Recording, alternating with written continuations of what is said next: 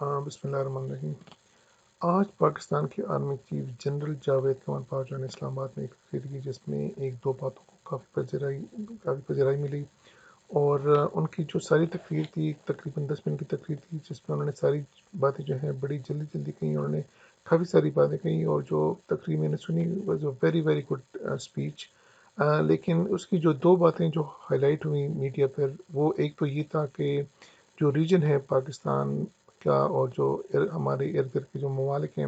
اس میں سب سے امپورٹنٹ جو چیز ہے وہ یہ ہے کہ ہم جو ہے ایک دوسرے کی جو انٹرنل افیئرز ہیں ملکوں کے، اس میں ہم مداخلت نہ کریں۔ اور دوسری بات انہوں نے جو یہ کہی وہ یہ تھی کہ جب تک آپ کا گھر خود جو ہے، بلکہ انہوں نے یہ کہا کہ جب تک ہمارا اپنا گھر خود ٹھیک نہ ہو تو ہمیں کسی دوسرے سے بھلائی کی امید نہیں رکھنی چاہیے۔ اور یہ جو دونوں باتیں تھیں یہ بالکل اسپاٹ آن تھی، اور اس کو بیسکلی ہماری جو آرمی ہے، آئی ایس آئی ہے، اسٹیبلش ہے، جو بھی کہیں، یہ ان دونوں چیزوں میں مطلب ہے کہ اچھی خاصی ملوث ہے۔ لیکن میں جو اس پہ بحث کرنا چاہوں گا وہ بڑی کھل کر میں بحث کرنا چاہوں گا، اور اس لحاظ سے بھی کروں گا کہ میں ایک کرٹک کے لحاظ سے کہ یہ جو انہوں نے جو باتیں کی اچھی باتیں تو کی، لیکن اس کا معنی کوئی نہیں ہے، کیونکہ جتنا ہمیں پتہ ہے پاکستان کے اندرونی حالات میں، تو باہر تو کیا، اب تو پاکستان کے جو جنرلز ہیں سارے، یہ تو مطلب ہے کہ انہوں نے پورا پاکستان کو آکوپائڈ کیا ہوا ہے۔ اب جو ہے بات جو ہے وہ پلاٹوں سے نکل گئی ہے، اور انہوں نے جو ہے پوری کی پوری سیاست جو انہوں نے قبضے میں لے لی ہوئی ہے۔ اور وہ اگر آپ پنجاب کی بات کریں، بلوچستان کی بات کریں، KPK کی، سندھ کی، جہاں بھی ہو وہاں پہ ان کا جو ہولڈ ہے بہت اسٹرانگ ہے۔ اسلام جو ایکس فاٹا ہے پاکستان میں اور جو بلوچستان میں ہے وہ تو بہت ہی زیادہ اسٹرانگ ہے۔ لیکن پہلے یہ ان کی جو تقریر ہے، ان کا جو خلاصہ ہے وہ آپ سن لیں۔ ان نے جو دو باتیں کی تھی وہ ایکچولی تقریر کے مختلف حصوں میں کی تھی، لیکن یہ جو کلپ ہے اس میں انہوں نے دونوں کو ملایا ہوا ہے، تو پہلے یہ آپ سن لیں۔ To non-interference of any kind in the internal affairs of our neighboring and regional countries. We had realized that unless our own house is in order, nothing could be expected from the outside. جی، تو یہ دو باتیں انہوں نے کہیں، اور اس میں اور بھی جو مزید جو پوری تقریر ہے اس میں ایکچولی انہوں نے اس پر بات پر بھی زور دیا کہ انڈیا کے ساتھ ایسے تعلقات ہونے چاہیے، اور ہمیں جو پرانی جو یادیں ہیں یا جو بھی ہے پرانی جو چیزیں ہیں وہ دفنانی چاہیے اور آگے بڑھنا چاہیے۔ اور اس میں انہوں نے یہ بھی کہا کہ جو پاکستان کی جو ترقی ہے وہ بیسکلی ٹیکنالوجی پر ڈیپینڈنٹ ہے، اکانومی پہ ڈیپینڈ کرتی ہے، اور ڈیموکریسی پر ڈیپینڈ کرتی ہے، یہ انہوں نے خود کہا ہے۔ اور اس میں انہوں نے جو پلان جو بنایا تھا وہ بھی ایک بہت ہی زبردست جو بیسکلی انہوں نے باتیں کی وہ یہ تھی کہ جو ریجن ہے انڈو پاک ہے، اس میں افغانستان بھی آتا ہے، جس میں شاید بنگلہ دیش اور دوسرے ممالک بھی آتے ہیں، اس میں انہوں نے یہ بھی اسٹریس دیا کہ ان کو آپس میں کوآپریشن کرنی چاہیے، ریسورسز جو شیئر کرنی چاہیے، اور جنگ جو ہے وہ نہیں لڑنی چاہیے، جنگوں پہ جو ایکسپینڈیچر ہے وہ نہیں کرنی چاہیے۔ اس تقریر میں انہوں نے یہ بات بھی کی کہ جو پاکستان کی جو پسماندگی کی ایک وجہ یہ بھی ہے کہ ہماری جو بجٹ کا ایک بہت بڑا حصہ ہے وہ ڈیفینس پر زیادہ ہے، اور یہ جو جس کی وجہ سے جو ڈیولپمنٹ ہے عام آدمی کی وہ افیکٹ ہوتی ہے۔ جس میں انہوں نے یہ بات بھی کہی کہ جو پاکستان میں ہم جو آرم ریس میں لگے ہوئے ہیں انڈیا کے ساتھ، تو وہ کہتے ہیں کہ ہم اس میں انوالو نہیں ہونا چاہتے، اور ہم کیونکہ ہمیں افورڈ نہیں کر سکتے۔ اور بیسکلی انہوں نے یہ کہا کہ ایون دو کہ پاکستان کو اس میں انوالو ہونا چاہیے، لیکن ان کے مطابق جو ہے وہ اس میں انوالو نہیں ہو رہے۔ تو یہ ساری باتیں جو انہوں نے کی، آیا وہ ٹھیک تھی یا غلط تھی، یا مطلب ہے کہ اس کا مطلب کیا ہے؟ تو میرا جو ایکچولی اس کا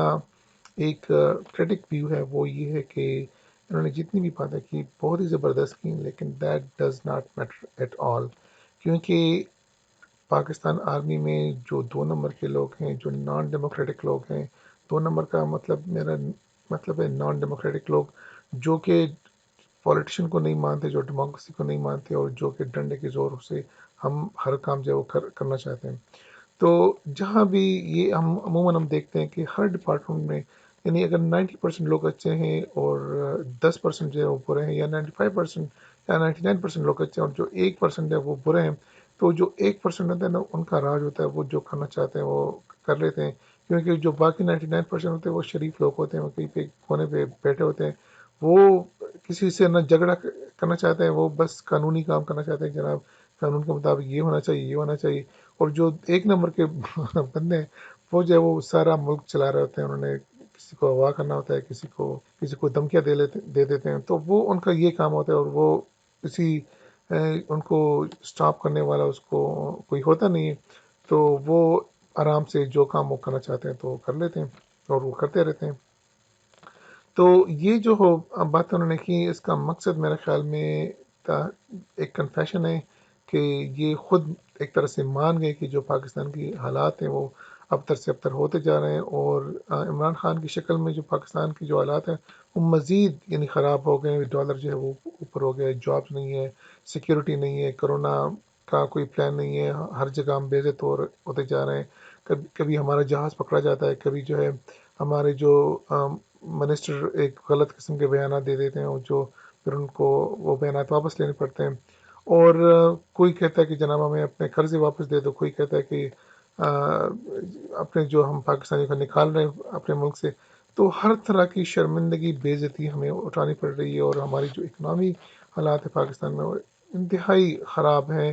جو ہے میڈیسن کی پرائسیں، فلور کی پرائسیں آپ دیکھ رہے ہیں، چینی کی پرائسیں، یہ بالکل یہ عام چیزیں ہیں جو کہ ایک غریب آدمی کے کام روزمرہ کے کام آتی ہیں، لیکن وہ اس کو افورڈ نہیں کر سکتا، وہ اس کی پہنچ سے اوپر ہوتی جا رہی ہیں۔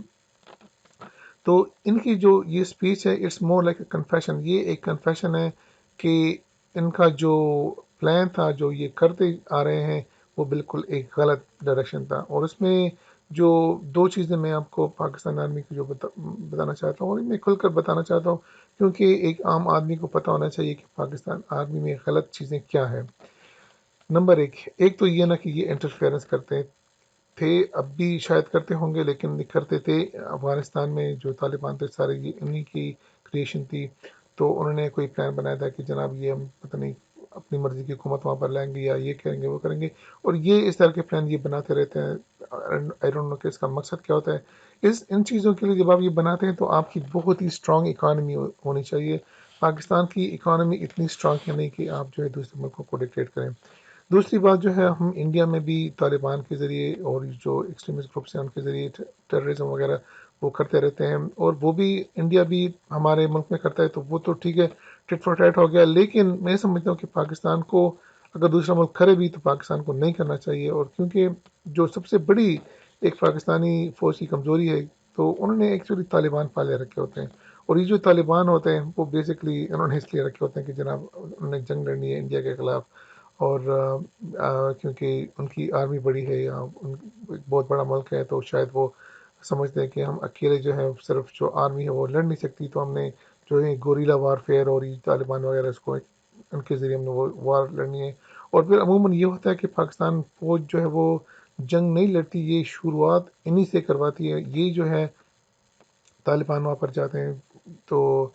کشمیر میں فار ایگزامپل جو 1965 کی وار شروع ہو گئی تھی وہ بھی اسی لیے شروع ہو گئی تھی کہ جو پاکستان نے وہاں پر طالبان بھیجے، مطلب اس ٹائم پہ طالبان تو نہیں تھے، لیکن جو اسلامک ملیٹنٹ تھے وہ انہوں نے بھیجے، اور وہاں پہ انہوں نے کوئی تحریک چلائی، اور جب وقت آتا ہے نا کہ آپ نے جنگ لڑنی ہے، جس طرح انہوں نے انیکس کر دیا کشمیر کو، اور اسی ٹائم 1965 کے ٹائم بھی ایک وقت تھا کہ پاکستان کی پوزیشن اچھی تھی اور پاکستان وہاں پہ یعنی فوج بھیج سکتی تھی، لیکن انہوں نے نہیں بھیجا، اور میرے خیال میں جب وہاں کی جو مقامی آبادی اگر آپ کے ساتھ ہے تو آپ فوج کے لیے بہت ہی آسان ہو جاتا ہے، کیونکہ دا مین ریزسٹنٹ جو ہے آرمی کے لیے وہ لوکل آبادی ہوتی ہے، جو فوج ہے وہ تو پیچھے ہٹ جاتی ہے، لیکن اگر آبادی آپ کے ساتھ ہونا تو ان کو مینیج کرنا بہت زیادہ آسان ہوتا ہے، اور پاکستانی جو فوج کو اس طرح کے مواقع ملے لیکن پاکستانی فوج وہاں پہ نہیں گئی، تو یہ دو چیزیں پاکستانی فوج نے مطلب یہ ان کی ایک دو بڑی شارٹ کمنگز ہیں، اور کہ یہ دوسرے ممالک میں مداخلت کرتے ہیں، بالخصوص افغانستان اور انڈیا، اور شاید دوسرے ممالک میں بھی، اور یہ طالبان جو ہے ان کو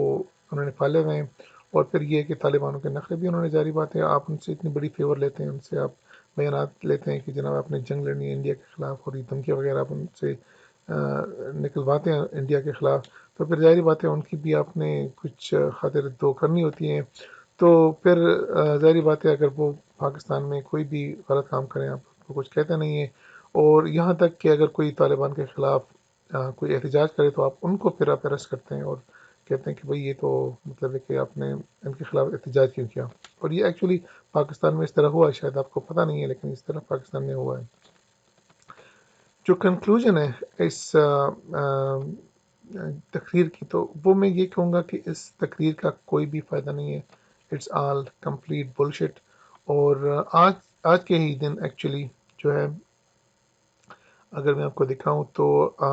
پاکستان کے ایک نامور جو صحافی ہیں ابصار عالم صاحب، ان کو آج ہی ایک سائبر سیکورٹی والے جو ایک ادارہ ہے اسلام آباد میں، تو انہوں نے آج ان کو بلایا اور بیسکلی ان سے کہا کہ آپ نے فوج کے خلاف یا اس طرح کی کوئی ٹویٹس کیے ہیں. اگرچہ انہوں نے نہیں کیا، آئی نو کہ از اے ویری رسپانسبل پرسن، لیکن ان کو اور ابھی جو لیٹسٹ معلومات ہیں اس کے مطابق ان کے خلاف جو ہے وہ مقدمہ بھی درج ہو گیا ہے. تو آئی ڈونٹ نو کہ یہ جو ہے ایک طرف آپ تقریر کرتے ہیں اور دوسری طرف جو ہے آپ اپنے ایک ٹاپ جرنلسٹ کو صرف اس لیے آپ اس کو ایک ایس ایچ او کے ذریعے، ایک معمولی ایس ایچ او یا سب انسپیکٹر کے ذریعے بلاتے ہیں اور کہتے ہیں کہ جناب ایکسپلینیشن دو کہ آپ نے یہ ٹویٹس کیے. تو یہ صرف اور صرف جو ہے بیسکلی ان کو دبایا جاتا ہے، کیونکہ اگر وہ ذرا سے اپنی خیالات کا اظہار کرنا چاہیں اور بڑے مطلب ہے کہ ایک کیلکولیٹ طریقے سے، لیکن پھر بھی آپ ان کو اجازت نہیں دیتے اور آپ ان کو جو ہے وہ بلاتے ہیں. اور لیٹسٹ اطلاعات کے مطابق ان کے خلاف جو ہے وہ ایک مقدمہ غداری کا مقدمہ درج ہو گیا ہے. دوسری طرف ابھی ایک چند میرے خیال میں مہینوں کی بات ہے کہ ایک میجر جنرل صاحب ہیں، ان کے جو بیٹے ہیں، انہوں نے جو ہے انہی صاحب کو جو تقریر فرما رہے ہیں ان کو ایک خط لکھا کہ جناب آپ جو ہے ملک کے حالات بہت خراب ہو رہے ہیں، اور ان کو بلیم کیا کہ یہ شاید آپ کی وجہ سے ہے. تو انہوں نے ایک خط لکھا، دوسرا خط لکھا تو انہوں نے اس بندے کو اس لڑکے کو اغوا کر لیا فوج نے، اور ان کے خلاف جو ہے وہ غداری کا مقدمہ بھی بن گیا. تو یہ لوگ بالکل سنسیئر نہیں ہیں. اور میں آپ کو بتاؤں کہ پاکستانی فوج جو ہے وہ تب پاکستان چھوڑے گی جب تک پاکستان ختم ہو جائے گا، بلوچستان بھی الگ ہو جائے گا، کے بھی الگ ہو جائے گا، اور سندھ بھی الگ ہو جائے گا، اور پنجاب، یہ کشمیر، سب کچھ ختم ہو جائے گا. اور یہ تب بھی ہماری جان نہیں چھوڑے گی. یہ انتہائی ایک ناسور ہے پاکستان میں، یہ انتہائی ایک گندی آرگنائزیشن ہے. جتنی یہ صاف اور اچھی نظر آ رہی ہے نا، یہ اندر سے بالکل ختم ہے. اور یہ وہی جنرل صاحب ہیں جو کہ کچھ دنوں پہلے جو پی ایم ایلینڈ کے ایک لیڈر تھے، انہوں نے کہا تھا کہ ان کی ٹانگیں کانپ رہی تھی. تو یہ تو ہیں، یہ تو ان کا حال ہے کہ یہ اگر وہ سن لیں کہ جناب باہر جو ہے وہ اٹیک کرنے والا ہے، تو آپ کی جو ٹانگیں کانپ رہی ہیں اور آپ کہہ رہے ہیں کہ نہیں، ان سے ہم جو ہے وہ امن چاہتے ہیں اور یہ چاہتے ہیں. تو اگر امن چاہتے ہیں تو حکومت تو چھوڑ دیں. تو پھر آپ نے یہ جو پرسوں کی بات ہے، وہ تو ہمیں یاد ہے کہ آپ نے جو کیمرے لگائے ہوئے تھے سینٹ الیکشن میں،